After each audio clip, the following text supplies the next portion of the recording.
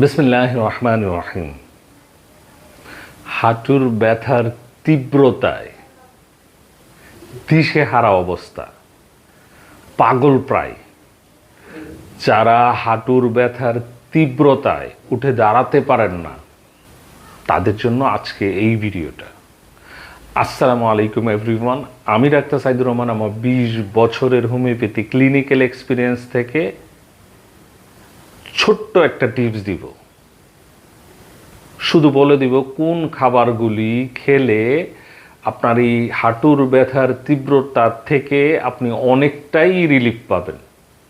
জানতে চান খাবারগুলি কি? তাহলে ভিডিওটা কষ্ট করে একটু শেষ পর্যন্ত দেখুন। সম্মানিত ভিউয়ার্স, হাঁটুর ব্যথার ক্ষেত্রে আপনার সবচাইতে জরুরি যে এই খাবারগুলি, সেগুলি হচ্ছে কোলাজিন সমৃদ্ধ খাবার। এখন এই কোলাজিন কোন খাবারে থাকে আমাদের দেশের মানুষ প্রায়শই অনেকেই বুঝে না কোলাজিন কোন খাবারগুলিতে থাকে। কোলাজিন থাকে হচ্ছে হাড়ের ঝোল, আমরা যেটাকে নেহারি বলি, সেটাতে কোলাজিন থাকে, ডিমের মধ্যে কোলাজিন থাকে, আর হচ্ছে মাছের কাঁটার মধ্যে কোলাজিন থাকে। আপনি নেহারি খেতে পারেন, ডিম খেতে পারেন, মাছের কাঁটাগুলি চিবিয়ে চিবিয়ে খেতে পারেন, অথবা মাছের কাঁটা ছেঁচে ব্লাইন্ডার করে আপনি মাছের কাঁটাগুলি ছেঁচে স্যুপ বানিয়ে ঝোল বানিয়েও খেতে পারেন। যদি এই কোলাজিন সমৃদ্ধ খাবারগুলি আপনার ডায়েটের মধ্যে অ্যাড করেন, ট্রাস্ট মি, এই হাঁটুর ব্যথার তীব্রতা অনেকটাই কমে যাবে, অনেক অংশেই কমে যাবে। তারপরেও যদি আপনার ব্যথার তীব্রতা মোটেই কমছে না, please call to action. Call to action হচ্ছে স্ক্রিনে দেওয়া নাম্বারে হোয়াটসঅ্যাপ করা আছে।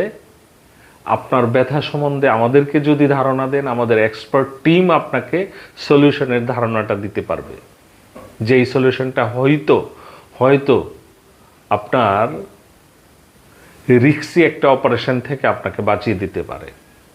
তাই ব্যথার তীব্রতা সহ্য হচ্ছে না, প্লিজ কল টু অ্যাকশন।